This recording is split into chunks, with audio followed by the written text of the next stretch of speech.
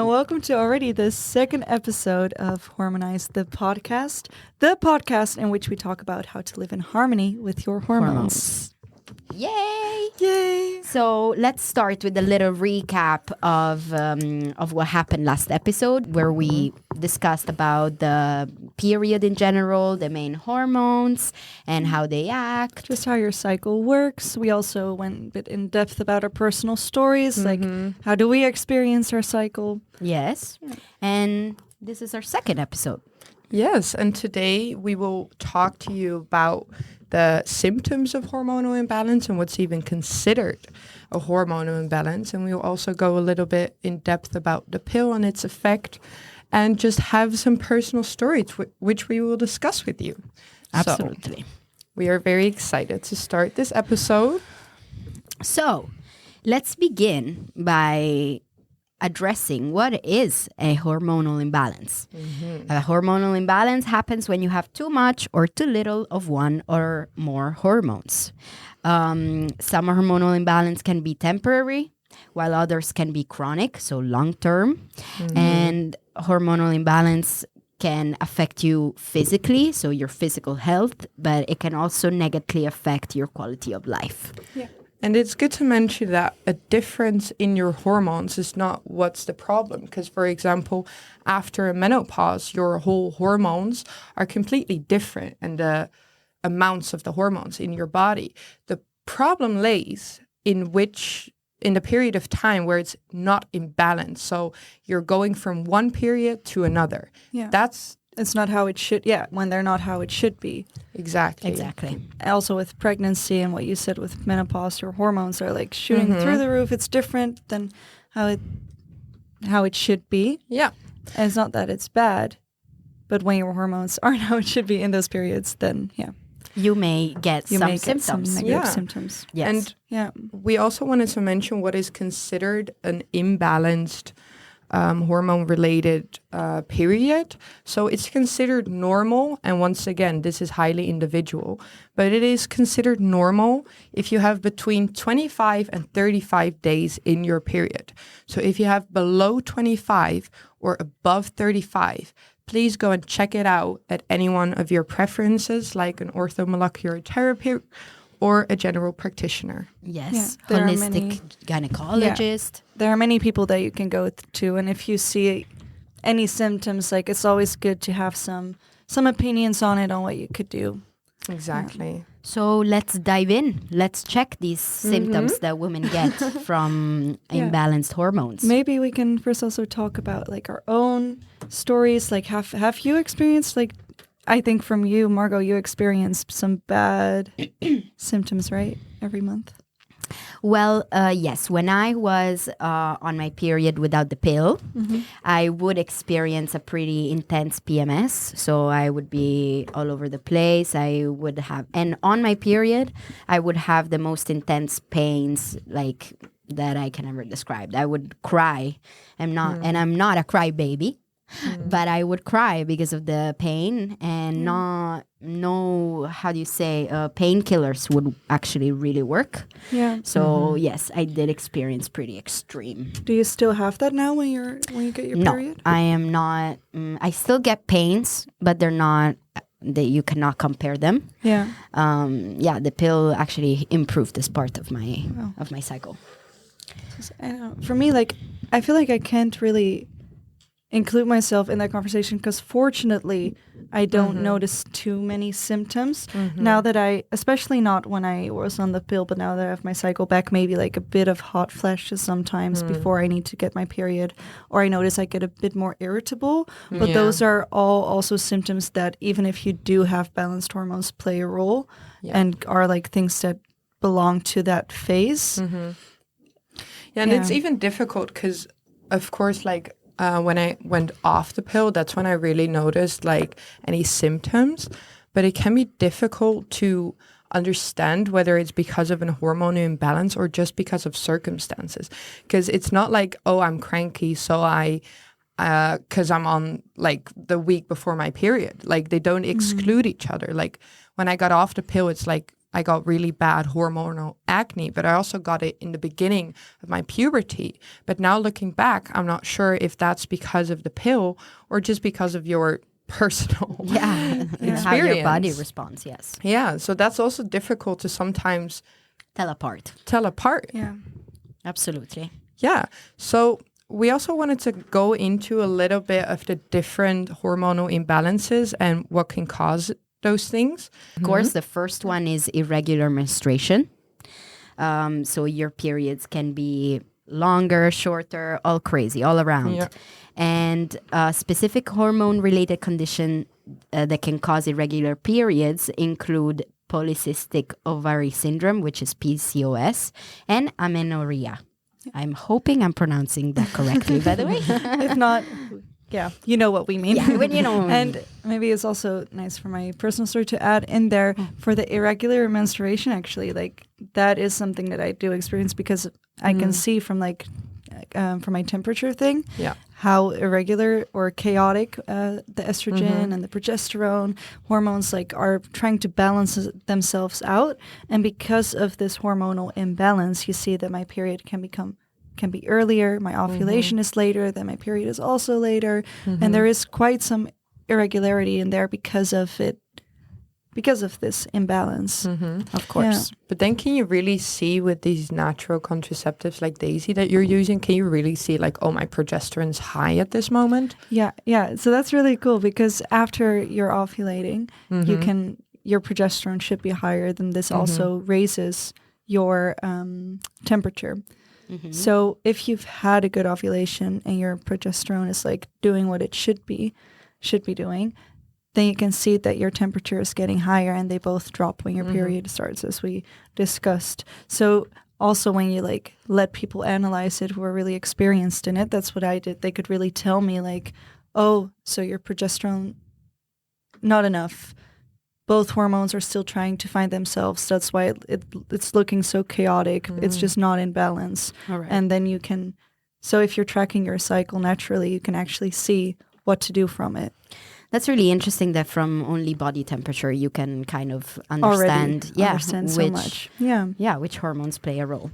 So since we mentioned the PCOS and the amenorrhea, I want to give more details. We want to give more details on it so that you know what we're talking about. So what is PCOS?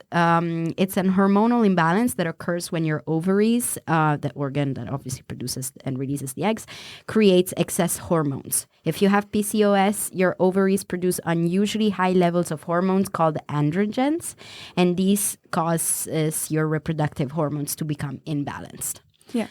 So often with PCOS, you have irregular menstrual cycles, missed periods, and unpredictable ovulation. This also causes, like, often people with PCOS, women with PCOS, they are said they are infertile. Yes. That they can get kids. And It's actually one of the most common causes. yeah, it's one of the most infertility. common causes of infertility. Fortunately, in many cases, it is treatable, like not only with medication, but also with lifestyle nutrition. I know a lot of girls that are now pregnant or are trying to fix it or have less symptoms from it. But it is a really big issue amongst women. And they don't know what to do about it. And if you go to the general practitioner, like the first thing they say, and that's with any like hormonal symptoms, the first thing they say is, here's the pill. Yes. There you go. And that should fix it. Well, it doesn't fix it. It masks the symptoms, of course. But also with PCOS, it masks the symptoms whilst it can be fixed. It won't always be the case, of course, and there are exceptions. But lifestyle nutrition can go a long way. We will, so just so you know, we will get more in detail about the pill. So we will discuss it more in detail later. We also mentioned amenorrhea, which obviously we want to explain also what that is. It's basically when you don't get your period. So there's two kinds of amenorrheas. There's the primary one, which is when a person older than 15 has never gotten their first period. And then there is the secondary amenorrhea, which is when someone doesn't get their period for more than 3 months, which about that, I actually have a personal story. I know a friend that had amenorrhea. Actually, she never got her period until she was 18. and she went to her gynecologist, and he told her, "Oh my God, you're 18. You still haven't gotten your period. Of course, I'm gonna put you on the pill." So that's how she solved the problem. Until now, she's still on the pill, and she's still having problems actually with it. It's never regular, even if it's on the pill. She gets it more twice in a month with the pill. So again, There's also probably that too. There is something underlying that is going on. could and be, yes. The pill, well, it can help in some of those cases, but in her case, it's probably not, and it's making things worse. And even though That's you get your crazy. period while you're on the pill, like that's not your natural period. So Right. Yeah. even though she technically has gotten her period because she was put on the pill, she still has never gotten her period. Her real period. So I hope that with this podcast, she can get some insights, some suggestions on obviously what to do. But this is an important note. We want to have a disclaimer here, big disclaimer. Obviously, we are not doctors. We have researched a lot, and we found a lot of information. Also, like from the people we are working with together to create this podcast, we received a lot of information. They are really experienced. They have their certificates for all of these topics. Right. However, because it comes from us, we are not certified. For discussing this. I think that's why we started this podcast, because the problem is not like there is enough information. Of course, a lot of research about women is still needing to be done. Yeah. But the information is there. The thing is that it doesn't reach the right audience. Like many girls don't, like us, for example. Like I didn't know about this until like a year ago. And that's why we are trying to start this podcast, because the information is there. We just need to get it to the right people. And Spread especially our age groups, like the younger women. Yeah. Because the They younger need to you are, learn the more so you much can do more. about it. Because if I would have been 14 and knew all of this, I maybe wouldn't have started a pill. Yeah, me So too. Me too. That's why we wanted to do Just this. a quick disclaimer. Yeah, it was just meant to be just a little disclaimer. Yeah. All right. Should we move on to the rest of the symptoms? Yeah, because that- what you said about the girl, like that is, of course, one of the rare cases. Of and course. You don't see, hopefully, you don't see it too often. Yes. But general PMS symptoms and like general hormonal imbalances, you see them in practically every woman. Like nowadays, it's an exception if you don't have it. At one point, I was doing like a presentation, and I asked the room, and it was full of girls, like, who here has PMS symptoms? And that's was like the opening to start with. And I knew everybody was going to say yes, and everybody Everyone. 50, how many? More 50 than 50? girls, yeah. Put up 50 their girls. hand. Yeah, everybody. Without a Because doubt. we all have the symptoms, all. and we're all acting like it's normal, and it's part of being a woman, as if we have to live with it. Yeah. It's always been normalized. It's very normalized. Yeah. Maybe even joked about a little bit. Joked about, Really. but that it's common, and that it's amongst every woman, and that it's so common doesn't mean that it is normal. Yeah. And it's not. Right. So that's Right. that's what I found crazy. And the Yes. woman, about imbalances, women can have an imbalance in the sex hormones, which are considered estrogen and progesterone, but they can also have excess testosterone and androgens. Yes. Yeah. Exactly. So there are all several different hormones that can all be imbalanced. Yeah. They play a role. Yeah, that all play a role. And then an imbalance in sex hormones can cause some of the following symptoms that maybe any of us have already experienced. Yeah. So you can get acne on your face, mainly around your mouth and your chin, Yeah. on your chest or on your upper back, Yeah. maybe even hair loss, or Yes. like you mentioned, heavy periods. Heavy periods. Yeah. Absolutely. Even excess body hair, hot flashes, infertility, irregular periods. Yeah, loss of interest in sex, like very low libido, vaginal atrophy, vaginal dryness, and anxiety. So there are so many like things, brain fog, things that can happen. I often get like brain fog and those hot flashes. And because before I said I don't have too many symptoms, but now that I'm That you're thinking about it, about I'm it. like, maybe there are some things actually. So I often have like brain fog, and then I'm like, why am I being so stupid? Like, why can't I remember this, or why is it feeling so shady, everything? But Right. it is a symptom of something Right. that is going on. And especially like the week before I get my period, it's like you get some acne, you get some Pimples, yeah, you get some pimples, and especially if the hormones are out of place, it's Right. all just, it's getting a bit extra. I mean, personally, I've experienced the dryness in the lady parts. Yes, while I wanted to have sex, I couldn't basically have sex in a nice, smooth way, let's say this way, Yeah. because I was dry, completely dry. And that's important to mention. Like, I think a lot of women experience this vaginal dryness. Yeah. Even when they do want to have sex. So you can often see it as like, often women say like as a sign if you're dry, Not you don't turned really on. want it, Yeah. and then you shouldn't do it. But it's it's Sometimes. often like just a signal that there's something wrong, because you do want it, but your body is just not working with you. Right.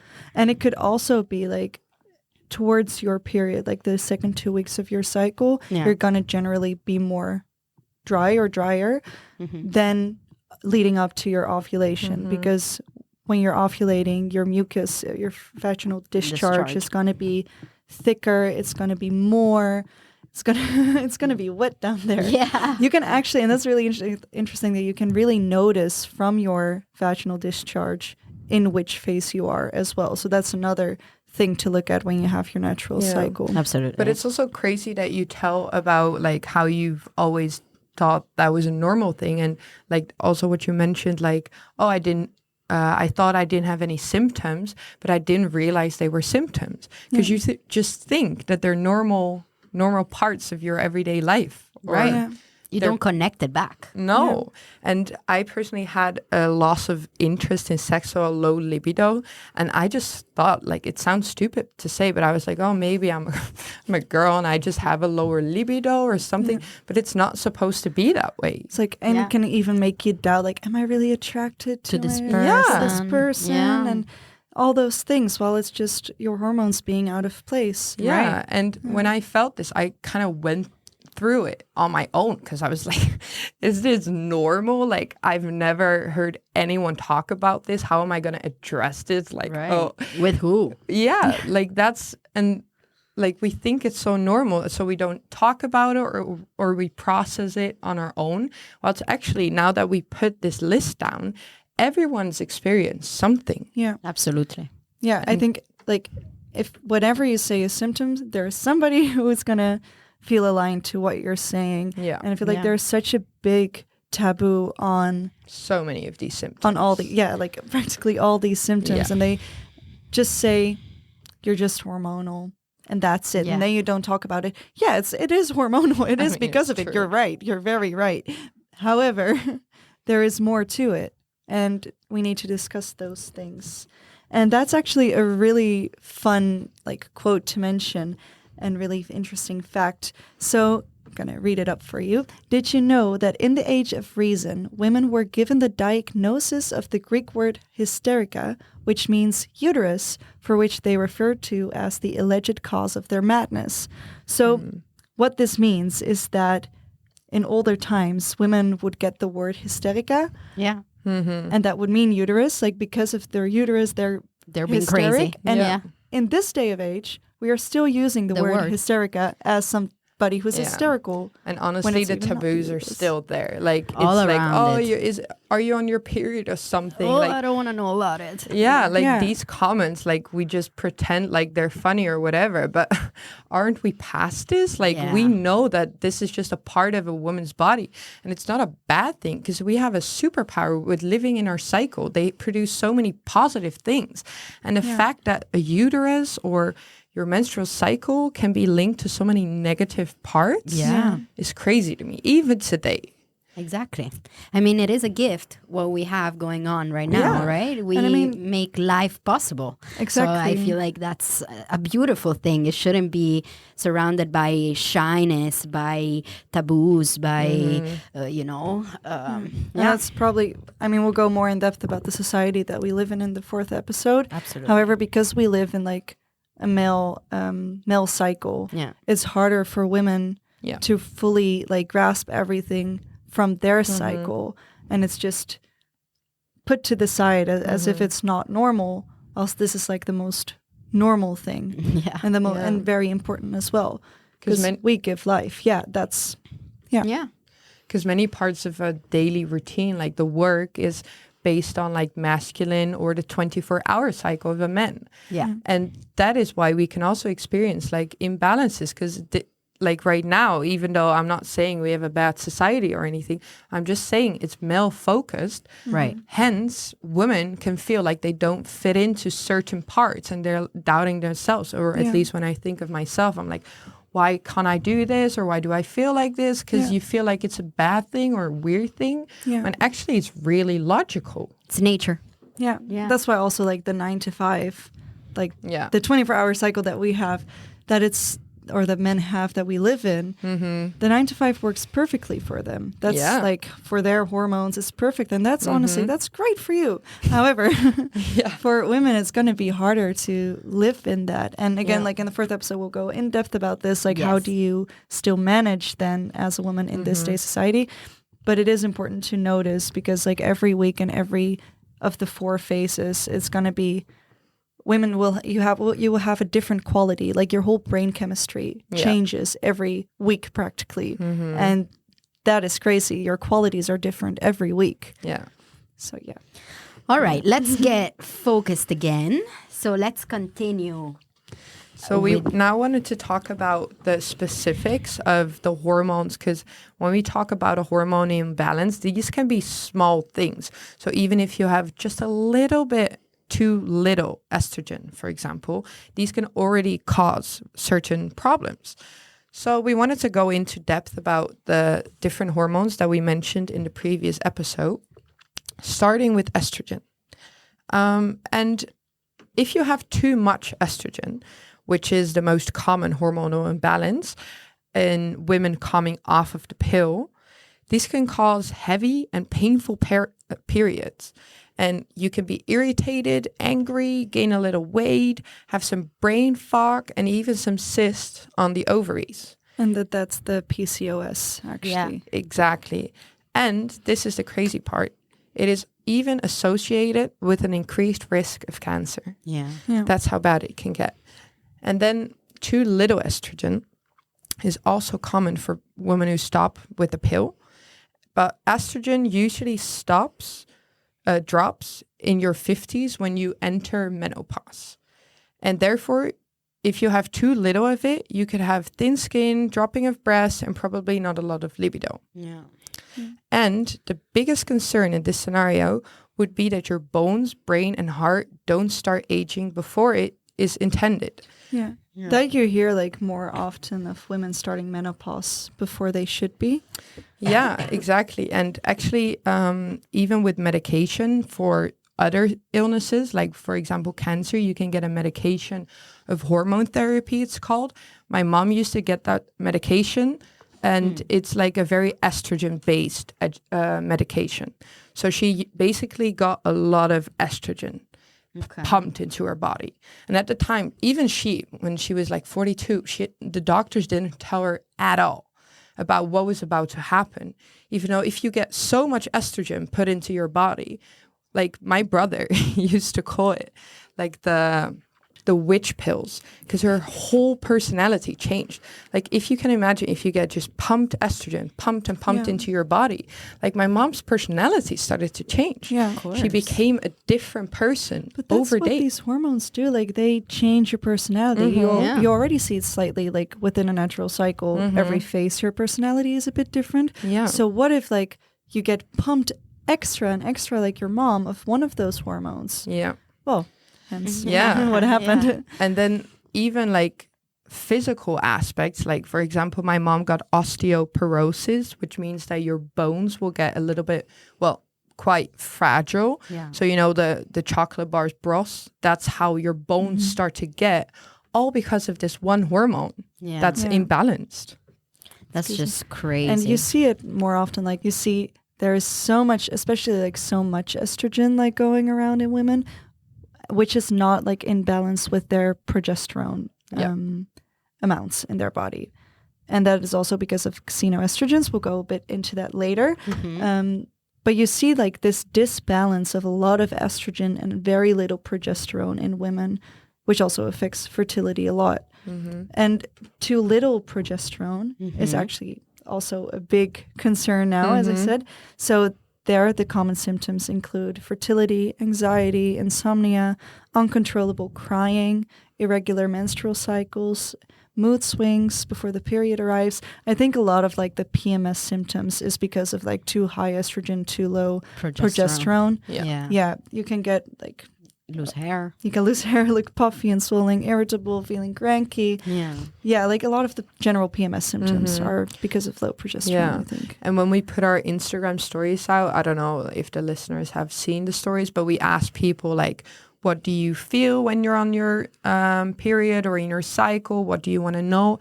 And so many people were like, why am I crying? Why do I feel like this? How does this work? What is happening in my body that this is happening? Like, is this normal? Yeah. Well, it's not. It shouldn't be. We can tell you that. And we even put up a first question with like, do you know that a woman has a menstrual cycle or a cycle at all? Like 4 phases. And I think 60% said yes. Yeah. But that means 40% said no. Yeah. And that's crazy. And it's probably already higher than it was. It was before, yeah. Like because of social media in the last few years has done a lot, I think. Or it's just our algorithm, but still. But the fact that 40% of women still don't know, that's crazy. And also that men don't know. They don't know. Oh, yeah. Like they many don't know anything, at all. no. But they should, especially... Sorry. Too funny for Leon. Yeah, it's coming from Margot. She's never funny.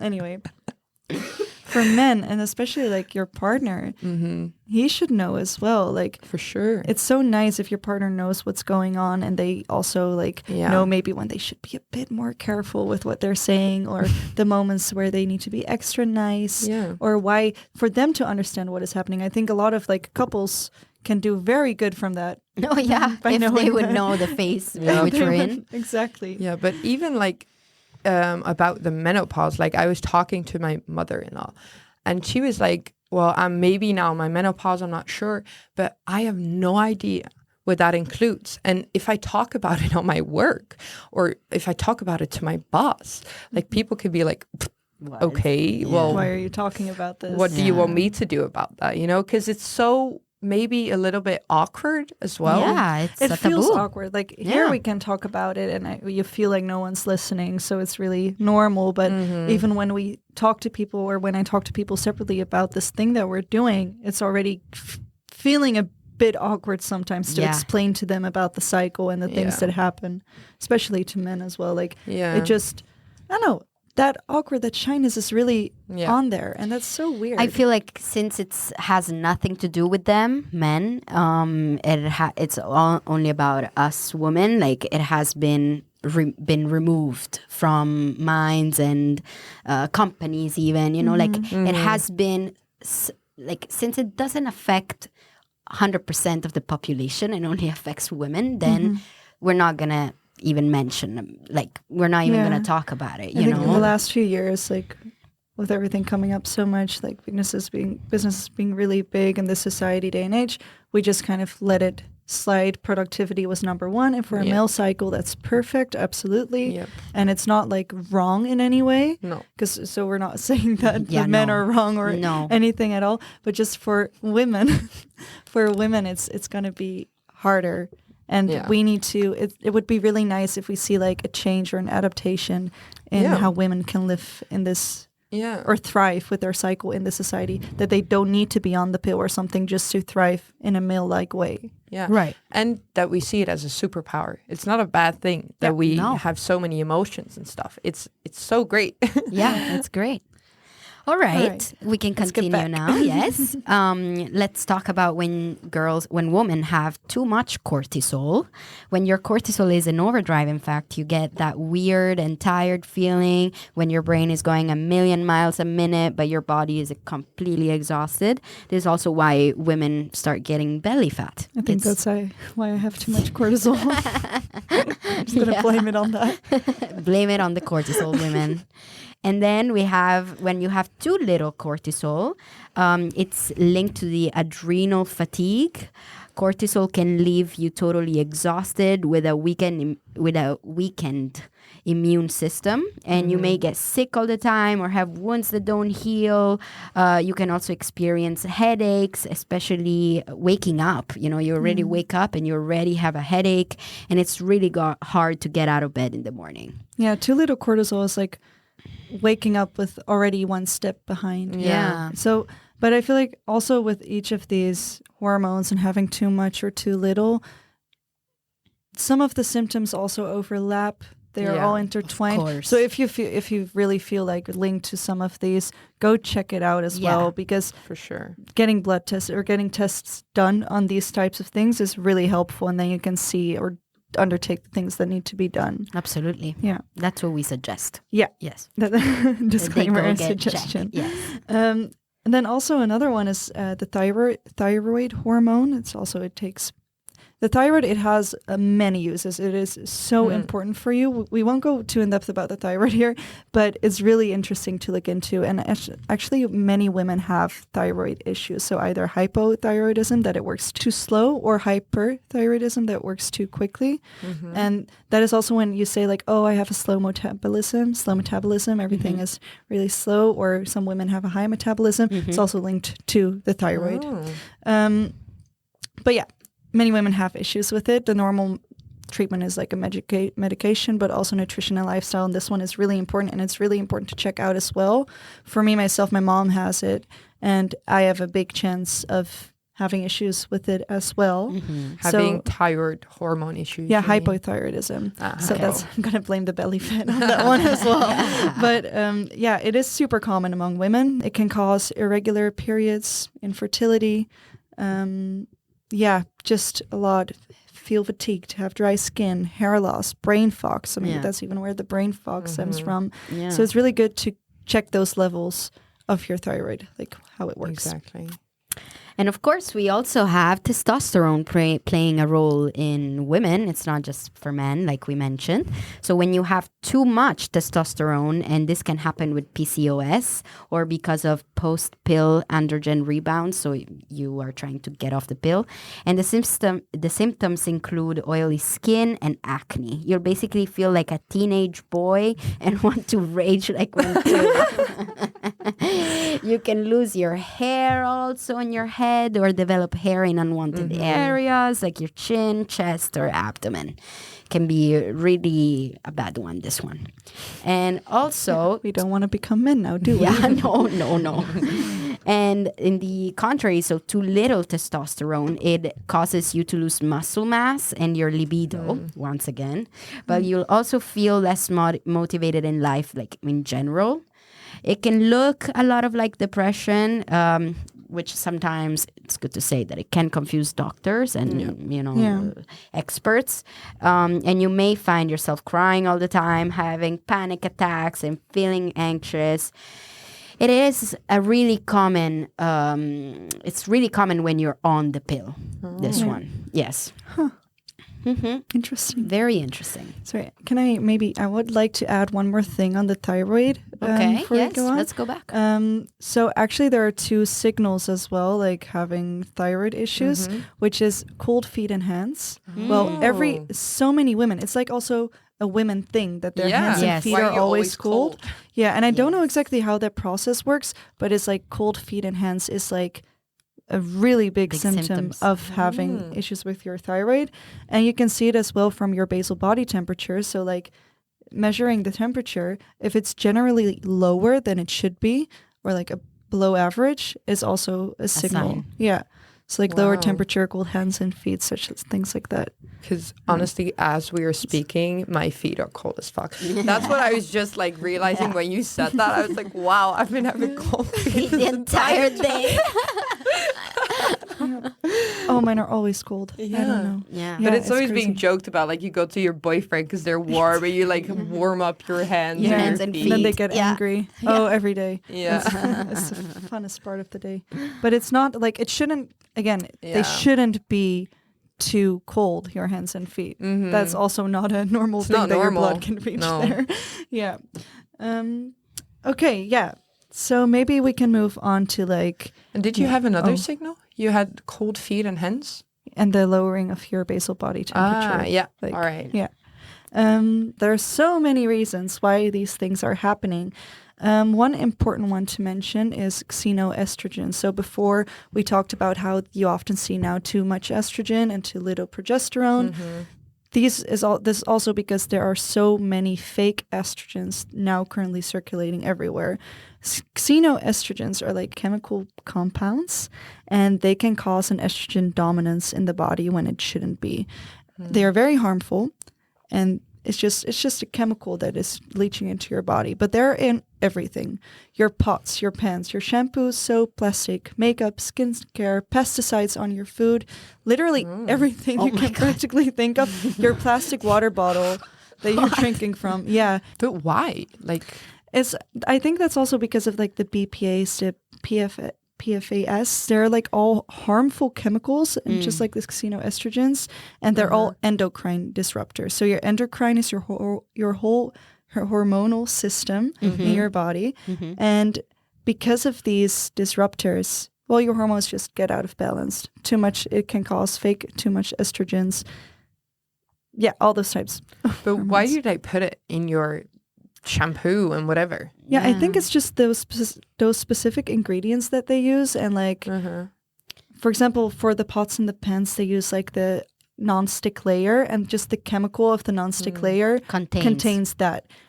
I don't know if it's like done on purpose. I hope it's not. No, hopefully. But it is in everywhere. So that's like for myself, and we'll again go into that in the next episodes as well. Use all natural products. I look at every ingredient list. When it says it's natural and you see perfume in there, don't buy it, please. Like perfume has so many things that disrupt your hormones so badly. And that's... And I mean, it isn't everything. So please don't also feel too scared now, of course. Finish your bottle of what you're doing, finish what you have, and then maybe look into like having a new natural product that doesn't contain those harmful chemicals. We're not here to try and scare you away from your habits that you currently have. We're just trying to give you more information so you can make more... educated more informed choices. Decisions, because it's not as if I never use a perfume. Like, I like it to have a perfume on. Of course. But you need to be like be aware of what it does, that it's not good for you, and maybe switch out other things then. Because it's in like I was amazed, and it's so crazy because it's in everything. And here, like, the exposure to xenoestrogens can also lead to like menopausal symptoms. So you see more women like having premenopausal symptoms at our age, which is crazy. So like fatigue, headaches, weight gain, decreased sex drive, breast tenderness, like it's all again the same things. But it's interesting that you say this, because like, of course, like I see you outside of this podcast a lot, and I always wondered like why. Like, what's the point of using like a natural deodorant or stuff? I was like, because Margot and I, we talked about this sometimes where we're like, if I have to think about all of these things, my soap, my shampoo, my skincare, my food, pesticides, like that's going to be so overwhelming. Yeah, but that's the thing. I think it's really overwhelming, and then it kind of freezes you, and many people don't do anything with it. And I don't think we should see it as now throw everything away that you have and switch everything out. That's also too expensive. But just like when you finish your shampoo bottle, look into already a new kind of brand that you would like to use, which would be better. Like, there are so many little things that you can just try to switch out, and at one point it will get better. But just being aware of it and looking at good alternatives is already a great start. And do you have any brands that you're using right now, like shampoo or stuff? I do, but maybe it's nicer to make it a post. Like, we will post on our Instagram some really nice alternatives of things that I'm using. So please stay tuned. Yeah, so please stay tuned. Follow us on our Instagram, Hormonize the podcast. And then we'll share with you really nice products to use that you can maybe switch out. And it doesn't have to be more expensive. No. All right. What other things can cause hormonal imbalance? Obviously, puberty. Pregnancy, menopause, this is obviously normal. This is general natural, life things. Natural for sure. Things happening, but also stress, certain medications, steroid use. Hope you don't use those. And obviously the xenoestrogens. Xenoestrogens. Those. just in general, like a lot of the ingredients and things that you have in your products, just your everyday uses, look a bit more into that. But then general lifestyle things like stress is a big issue. Yeah. And again, in the fourth episode, we'll go more into stress and how to manage it. But it does disrupt the hormones a lot. I notice when I am in a very stressful period that my ovulation is delayed and that my period is delayed. Yeah, because you can see that. Yeah. So that's really fun. I like immediately when I'm extra stressed, I can see like, because this is when I had to like get ready for a vacation and climb a mountain. Yeah. And I was really stressed. And I only got my period 2 weeks after I climbed the mountain, but that was because it was so stressed. Yeah. And in that case, it was really nice because I didn't want my period on the mountain. But still, it is really crazy that does things through your body. Yeah. But that's why I think it's good to like just be aware of your cycle, because even though I'm on the pill, which basically stops your cycle, I still like put in my agenda like the days of my cycle, and I just track any symptoms, and I'm aware that just because I feel tired, it's not because of my period or whatever. But it is good if you keep track like 2 or 3 months of your period, or as long as you want to, of course. Even more. You can get a better understanding of it because you have the Daisy, which is amazing, but not everyone is able to get that or is gonna get that. Yeah. So even if you just put it, like I put it in my agenda and I put notes, or you have apps like Flow or something. Yeah. And it's so good for your understanding for yourself. And when you then have one of those symptoms, like you see them coming up more regularly, right? You can look into what you can do to fix those things. Because I mean, there are a lot of different symptoms, and each requires probably like a different type of, supplement or food or things that can help you with it. Yeah. So this brought us exactly in our next section, which is how to fix this hormonal imbalance. Look, we are going to get more in depth with these remedies in the next episodes, so episode 3 and 4. But we are going to mention them just briefly now, just to conclude this section of the hormonal imbalances. Yeah, I think what you can say like big time is lifestyle, nutrition, herbs, supplements, sports, all the general lifestyle, long-term types of things will be the ultimate fix. It takes a while. It takes a way longer time. But a lot of effort. And also a lot more effort. Like a lifestyle switch is really hard to do. However, it is the biggest fix like that you can do. And I think it's also very comforting to know that many of your hormonal imbalances, I'm not saying all, but like most can be fixed with making a lifestyle nutrition switch. I see it a lot around me. And that's really helpful because I'm often very scared of like not being fertile or that these symptoms will always stay and stuff like that. Yeah. But I know like that doesn't have to be the case. And there are so many things that can be fixed. Yeah. But the specifics will go into depth later. And I think it's just good to have a holistic look at it. So if you really see that it's not going great with your hormones or your cycle, you can go get treatment at a general practitioner or an orthomolecular. It just depends on what suits you best. Sometimes it's lifestyle, sometimes it's something different. But it's just good to have a holistic view. So to look at every aspect of it. Exactly. Absolutely. Because you don't have to like do this alone, like fix all your hormones alone. Like somebody like a general practitioner or orthomolecular therapist or somebody who looks at it holistically, what is going on in your body can really help you with the lifestyle changes or the supplements or the things that you would need to take. Absolutely. I mean, there is also another treatment for hormonal imbalance, which is the birth control pill or, birth control in general. It can be the IUD. It can be any kind of contraceptives. Yeah, just like hormonal birth control, like in general. Exactly and I think that. What is important to mention there, like the pill or any hormonal birth control is more like a quick fix to the issue. And it's really understandable that people use it because if you have such bad pains, it's easy to take or to use, and it masks the symptoms. It's a quick fix. It's like a Band-Aid. It's like a Band-Aid, a paracetamol. Yeah, so I do really understand that people do take it, but it won't, it's important to mention that it won't address the root causes. So when you do quit, it will probably come back and you will still need to fix that root cause. Yeah, right.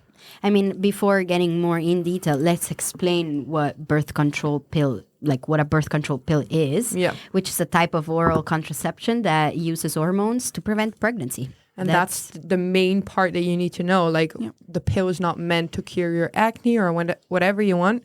It is only meant to prevent pregnancy. That's it. That's the goal of the pill. Right. Period. It has been successful at doing that. For 99% of the time, women can be safely thinking that they're not getting pregnant. And there are two kinds of birth control pills.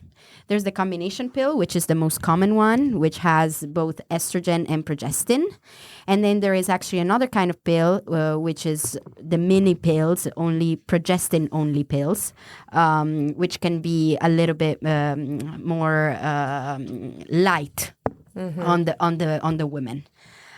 So how do they work? How does a birth control pill work? They stop or reduce ovulation, so the release of the egg from the uterus. They thicken the cervical mucus, creating a barrier that prevents sperm from entering your uterus, and thin the lining of your uterus so that a fertilized egg cannot attach and grow there. Yeah. So again, it's all focused on preventing pregnancy. Yeah. Basically, that's Maybe a fun fact there, because your body, because you say like it's focused on preventing you from pregnancy. What the pill is doing is it's tricking your brain and body into thinking that it's already pregnant. So you get this excess of hormones within your body. And just as you see at the end of your cycle, if you are pregnant, your hormones stay elevated, stay high.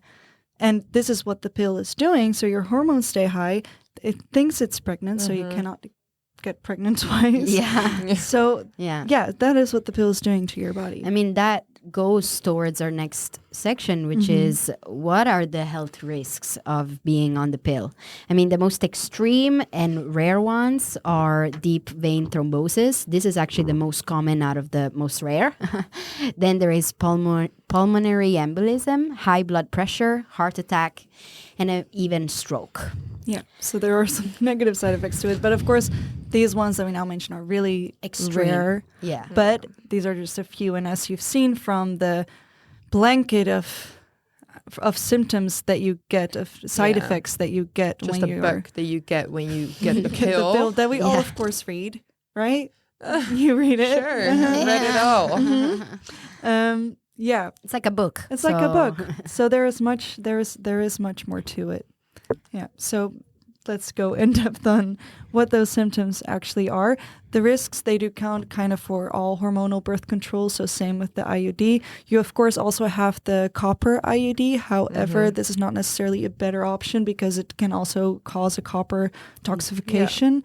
So whichever you choose, if you choose one, research it well. Yes. So the pill. They use actually synthetic hormones, and these synthetic hormones are not bioidentical, so your body will kind of reject it as well. I feel They're like just it's not the hormones that your body produces. Yeah, it's not a natural hormone. Yeah, it's not what they naturally produce. It can also, again, disrupt your libido, so same as everywhere. Yeah. And then your stress sensitivity becomes bigger, which is actually really interesting. I didn't know that.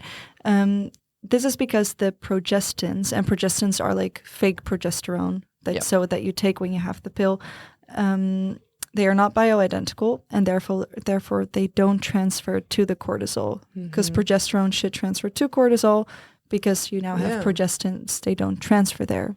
Right. And as we just mentioned, like if you have too little cortisol, you will be more like irritable, or your immune system will get weaker. So that's why like too little cortisol, which is because of the pill, actually makes you become more stress sensitive. And then additionally, like you are more stressful, you're easily stressed. Yeah. Then another very important one is that it depletes the body of nutrients. So many different ones, but the main I think would be magnesium, zinc, folic acid, and B12, like very important vitamins and minerals that you need. It depletes the body of it. So if you are on the pill, it is important to look into or do like a test or look into what your body is missing and what it needs. Right. Not trying to give advice on supplements to take here, but look into it, and maybe you do need to supplement something. Yes. Yeah. And then, well, as we were saying, your body feels as if it's pregnant. It's also a number 1 hormone disruptor and a carcinogen. And that is actually studied by the WHO that it can cause cancer. Yeah. Yeah. Yeah, I knew that, unfortunately. And a fun fact that we were shocked to learn is that the pill can cause you to fall for the wrong partner. Yeah. This is because it disrupts your ovulation, and your ovulation is related to who you're attracted to and the smell that you're attracted to from men. Yeah, the smell, like couples, if the woman stops, some couples break up because suddenly they're not attracted anymore to their men, and also their smell, because you're attracted to the smell, their smell changes, so you're not feeling it as a compatible partner anymore. And it's also, you tend to, on the pill, fall for men with more womanly features instead of manly features. I'm a bit scared now, girls. That's actually like when I stopped the pill when I went to Madrid, I was honestly like, I am happily like in a relationship, don't get me wrong, but it did shoot through my mind for a second that I was like, shit, am I gonna like fall? Be attracted or What? to anyone Like else? that's, but it's crazy that it touches so deeply Yeah. into your body that it can affect like your attractiveness, Even to your your men. your But likings. it affects your like capability of attracting, because your body knows who to attract, who is like right for you. It smells it, it knows it during ovulation. It like goes to the right partner for you. But if you disrupt that whole cycle and that whole process, then I can understand changes. why, you can fall for the wrong partner. And again, like we're not saying this way is better than the other way. We are just telling you certain information so that you for yourself can make informed decision. Yes. Because even like all 4 of us, we have the same information now, but we will go different paths. Different ways. Yeah. And I think it's really important to just look at all the info that you have and then make your personal decision on this, if the pill, because I can imagine, like for me, I have a stable like rhythm, and the natural contraceptive is a really good option for me. Like that would be best. However, I can understand if you're, for example, a student and you go out all the time and everything is very chaotic, or you're very sexually active with maybe different partners even, then an IUD or the pill or something like that is the safest option for you. Yeah. And that is something really important to look at.